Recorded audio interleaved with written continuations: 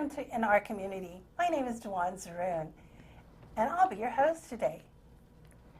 Our guest is Bob Zeroun, and he'll be sharing his wonderful trip and recent experiences he's had with Fuller Center Global Builders in Armenia.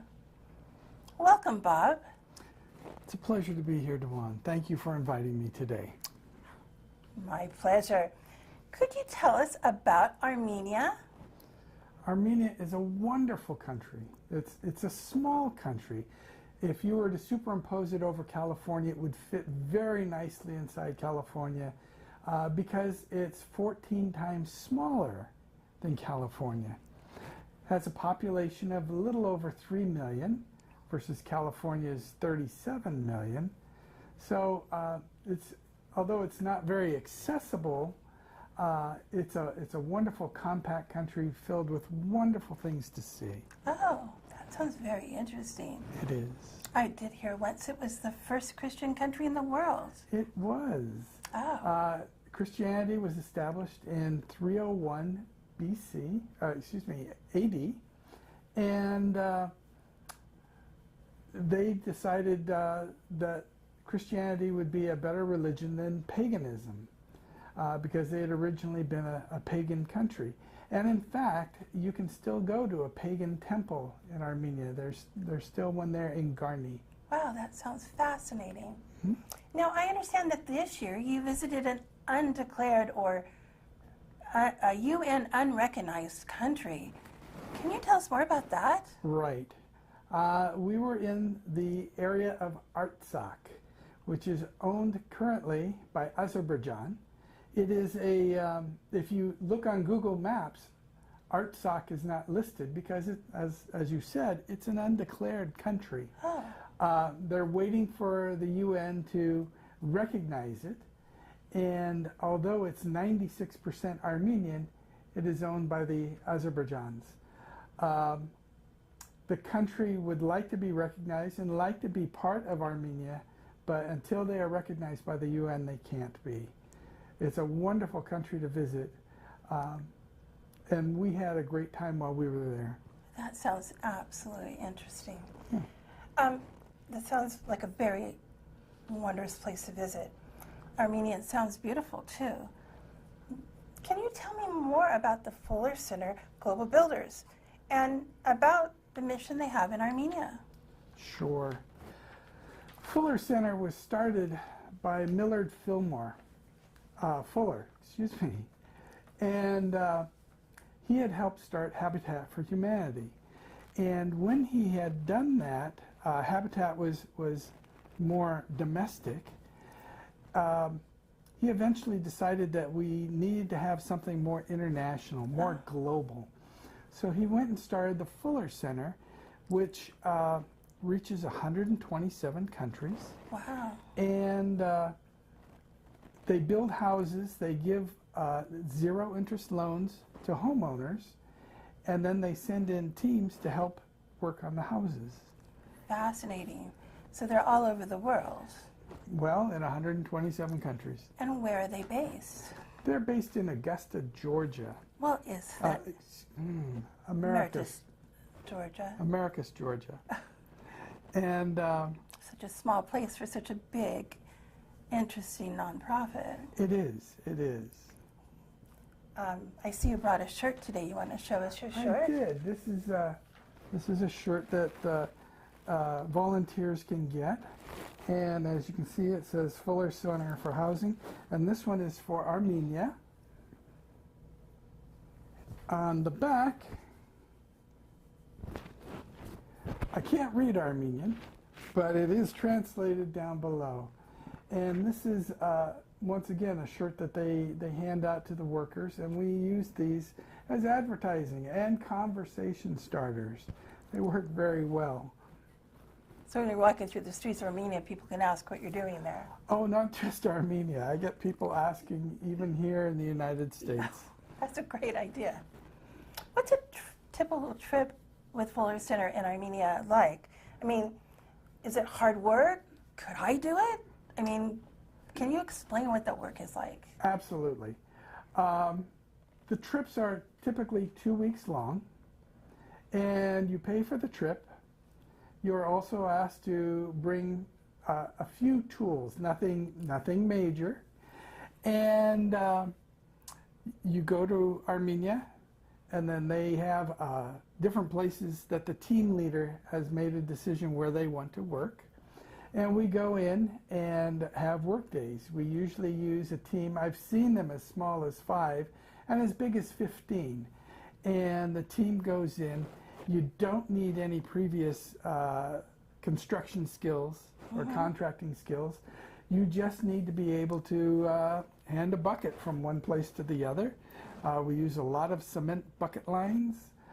We do sanding. We do painting. Things that are that just about anybody of any age can do. We've had young people as young as 15 and as old as 82. 82? Yes, we have a gentleman now that works harder than anybody else, and he's 82 years old. Oh, wow. Now, so anybody could do this, and they have work for any skill level, and it's just if I could pass a bucket or help in the kitchen or paint a room. That's pretty much it. We like to say that, you know, you can, if you're a body, you can help. And the thing is, for these people, if you have 15 people come in, you do 15 times the work that these people are doing by themselves. The last house we were at, the gentleman did all by himself, and so he really appreciated the fact that we came in and poured all the floors. Poured with cement? We put in rock, then we poured in dirt, and on top of that we put in cement. So we covered those floors 3 times. That's a lot of buckets. It is a lot of buckets. But many hands, I've heard, make light work. That's very true. Now, do they pick you up at the airport and put you up in a hotel and feed you? The price that you pay does not include your airfare. You need to find your own airfare. But it does include all your meals and your hotel stay. The hotel we stayed at supplied a breakfast for us every day. Meals were usually at the work site, and we did those. Food was brought in, and they helped at the site. They helped prepare it and get it ready, and we had volunteers do that as well. And then dinner, they took us out to dinner to various restaurants around the capital city of Yerevan. Oh, so this is all over Armenia, but you stayed in Yerevan. This particular trip, we stayed in Yerevan. There are housing projects up north, as far as the Lori region, and further down south. So it's really who you go with and where you want to work. You check the teams and find out where they're going, and you can sign up. If there's a particular place you want to visit, there's a way to do that. Well, it really sounds like this Yerevan is an interesting place. Very modern, is it? It is very modern, although it is celebrating 2,008-year-old anniversary this year. 2,800-year-old anniversary? 2,008 years old. 800-year-old anniversary. Okay. Wow. That's a long time to have a city. The city is very, very old, but it's very up to date. Now, they do have their problems, and they're trying to modernize. The Russians were in there and used Armenia as a buffer state, and they left in '91. And when they left, they took everything. They shut the factories down. They cut off the natural gas. Oh, no. They cut off the oil. So Armenia has tried to be an independent country and trying to improve themselves since 1991. Well, there's a lot to do, and you know, where do you start? You need to have the infrastructure before you can do the building, but you can't do the infrastructure unless you have the buildings, and it's one thing and another. Sounds like they're really trying. They are, and technology is a very big deal in Armenia. They're very conscious of it, and they have schools for students, after-school programs that are free to anyone that comes in, and they work on technology, music, fine arts, and help the children get usable skills. Wow, so they're trying to catch up quite quickly. They are. What an amazing country. It is. I've heard that National Geographic has declared it one of the 10 places you should go visit you've never heard of. It is one of those must-see sites. They also have several UNESCO sites in the country. Because Christianity was established in 301 AD, there are many monasteries and churches there that have a lot of significance. Can you tell me about more interesting things or even memorable things that you experienced while in Armenia that maybe our guests would like to go see? Well, we went to the monastery in Gerhardt, which was built from stone, from a solid piece of stone, and they started at the top and dug their way down to build the church. Oh my goodness. Korvarap is a wonderful place. It's very historic. Mm-hmm. And if you go there, it's as close as you can get to the mountain range of Ararat and a smaller mountain, Sis, which is very important to Armenians. That is supposed to be the place where Noah's Ark landed. No, really? It is. Oh. There are wonderful things to do there. You can take tours of just the churches and the monasteries. Mm-hmm. You can go see wine tours. Huh? You can take tours of more of the pagan end. There is a stone circle there that is older than the one at Stonehenge and actually has holes drilled in the stones that, if the wind is blowing the right direction, makes music. So there's lots to see and do for a variety of interests. I even heard they have skiing and hiking. They do have skiing in the winter up in the northern regions and hiking year-round in a variety of areas. That's pretty amazing. I can see why National Geographic wants you to go there. It is. It's a wonderful country. It's very safe, and they love Americans coming. They teach in their schools Armenian, American, English, and Russian. So there's a lot of American speakers there. And if you're not current on your Armenian, as I am not, there's a lot of people that would like to brush up on their English. Oh, so the language is not a problem. We have never had a serious problem trying to learn or trying to communicate with anybody there. So even if you don't speak Armenian, there's somebody around who will help interpret for you. Absolutely. And the money is easy to use? It is. They use the dram.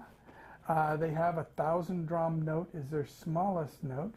And the interesting thing about their paper money is, while we use politicians, they have writers and artists on their money.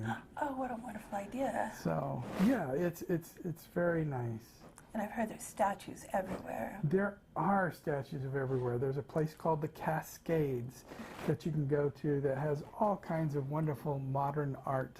So they really value dancing and art And music, yes. Oh, wonderful. Could you convince our viewers why they should go to Armenia and build with Fuller Center? Oh, well, in 1988, there was a terrible earthquake, destroyed one whole city, and aid poured in from all around the world. They sent in Sealand containers, these truck containers, for full of supplies, and at the time they just left them. Oh. The Armenians turned them into houses that they called domiks, and this was supposed to be temporary shelter until they could get their permanent housing. Well, these domiks have been in continual use since 1988, and they are in sad shape. They're leaking, they're cold, they're not insulated, they have no electricity or water unless the Armenians bring it in, which is another reason why we're trying to build.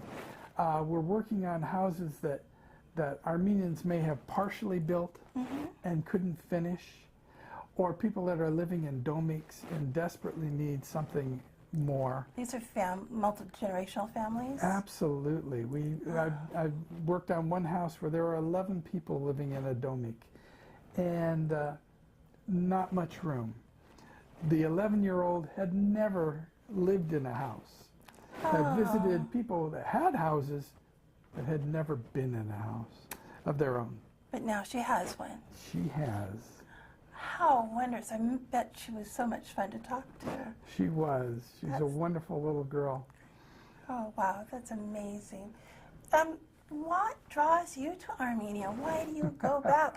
I think, I don't know if you've mentioned, you've been 3 or 4 times, haven't you? I have been 4 times. My 2 sisters and I went in 2015. Mm-hmm.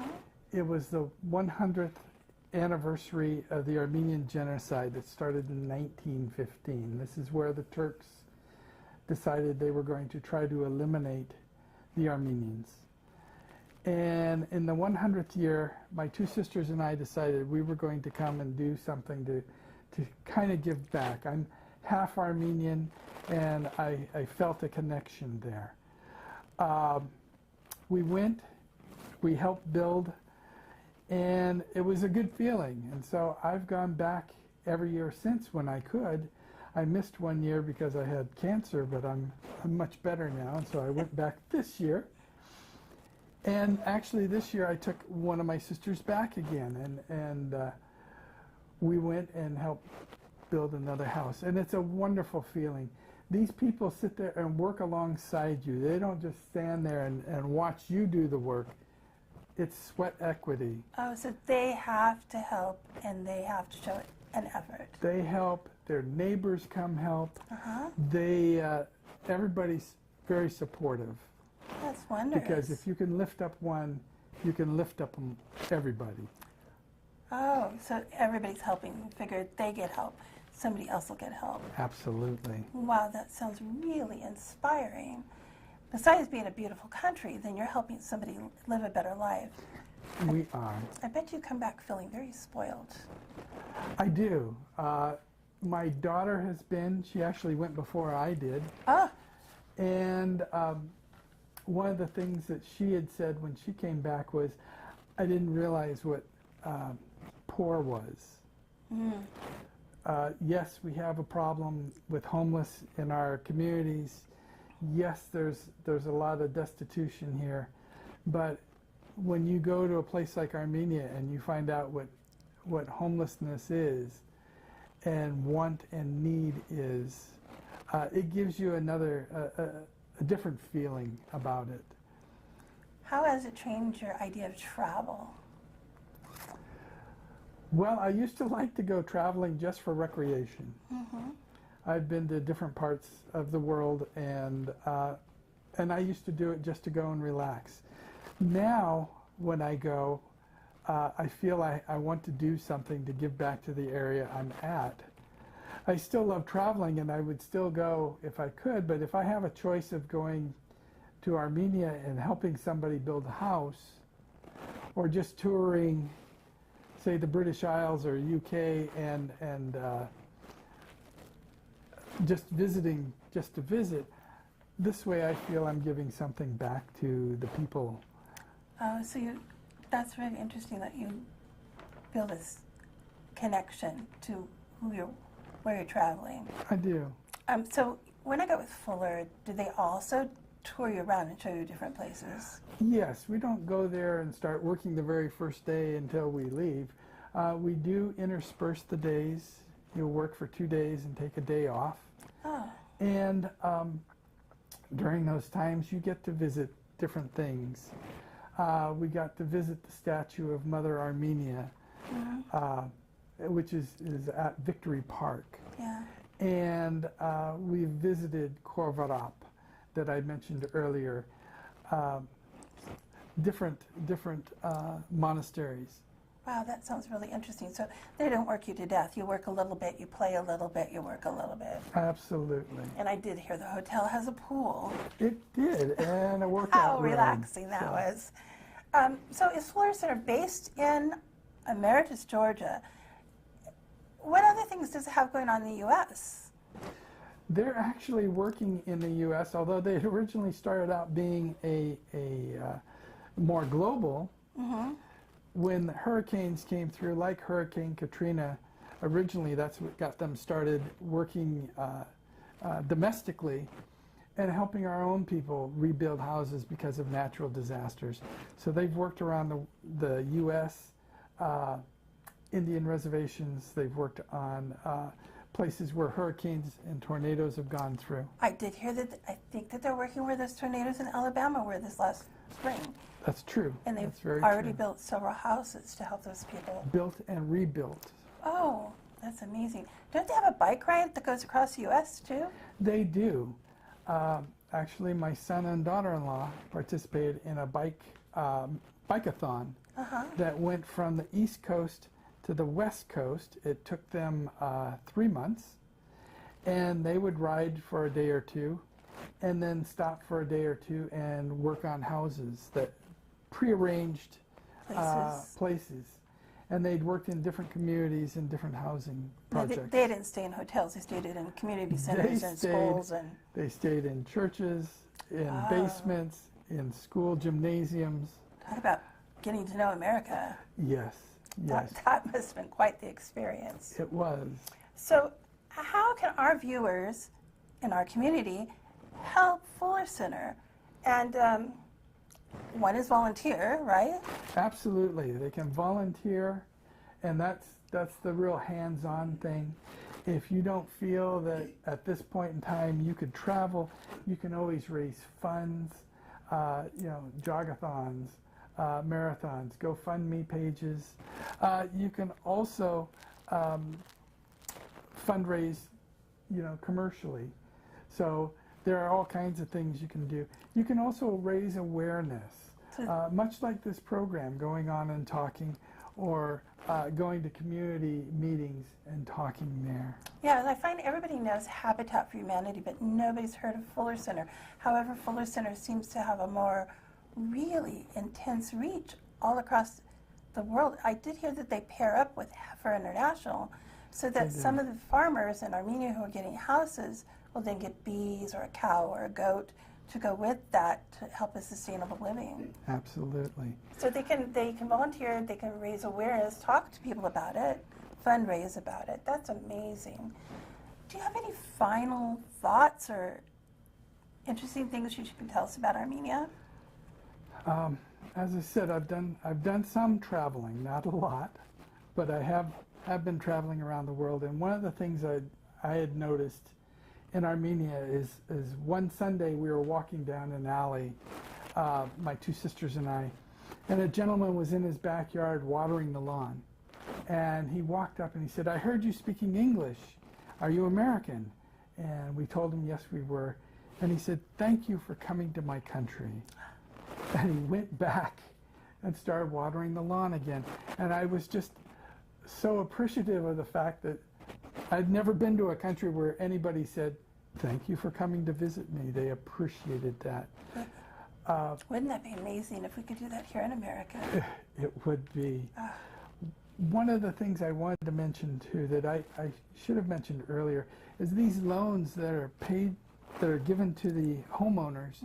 When they're paid back, those are rolled over to supply other people, kind of like Heifer International, where you spread the wealth. So if you buy an animal, then you give the next offspring. So if you have a house, and that money goes to the next house and to the next house. Or bees, you divide the hive and that goes to somebody else. The same thing with the loans that are given.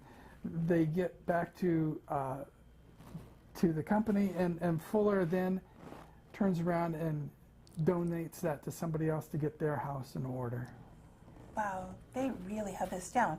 Did you make good friends with all of the people you never knew that you traveled with and built a house with? Did you? I've made lasting friendships. One good friend of mine, Charlie, who is the 82-year-old gentleman I mentioned before. We were roommates the very first year I went, and every year I go, we try to coordinate and get together. If nothing else, to spend a couple of days together and catch up. So you can make lifelong friends. It's a wonderful organization. And it takes a while to get there, but once you're over there, Do you recommend staying a little bit and seeing more of the country? I've gotten to the point where I like to go a week early and come and stay a week later, so Wow. that we can enjoy the area. Like I said, we went to Artsakh. That was a before the work trip. Well, I bet that was lovely. It was. Thank you, Bob, for sharing all these wonderful insights and things I never even knew about before. Absolutely fascinating. So I wanted to tell you that the website, we'll have it on the trail end, is www.fcharmenia.org. There's a Facebook page for Fuller Center Armenia and for Fuller Center. They're on Twitter also. But all that information will be at the end of the podcast, the cast for you, the TV show. And I want to say thank you for coming in our community and learning about Armenia. It's been absolutely marvelous, Bob. Thank you for having me here today. Oh, my pleasure.